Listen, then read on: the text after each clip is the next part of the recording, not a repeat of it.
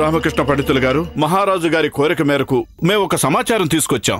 భగవంతుడా, ఖచ్చితంగా ఏదో ముఖ్యమైన సమాచారమే అయి ఉంటుంది. అది అందించడానికే మీరు, గురుదేవులు, ధనిమణిలు, సైనికులు అందరూ వచ్చేశారు.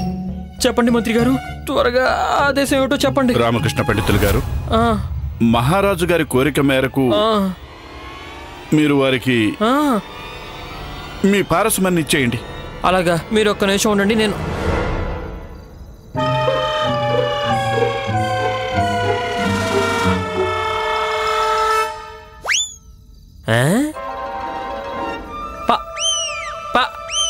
పారసమనే పారసమణి,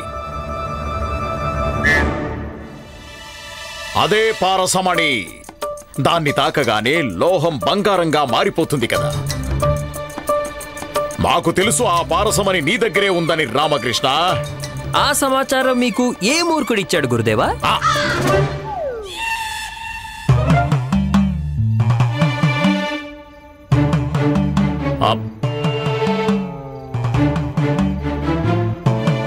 మూర్ఖుడనాల్సిన అవసరమేముంది ఆ మంచి వ్యక్తిని? ఎందుకంటే ఆ మంచి వ్యక్తి ఖచ్చితంగా పొరపాటు పడ్డాడు.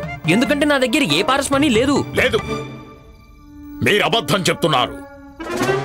మేమే స్వయంగా చూశాం. మీరు ఇనుప నాణేల్ని బంగారు నాణేలుగా మారుస్తుండగా. ఎప్పుడు?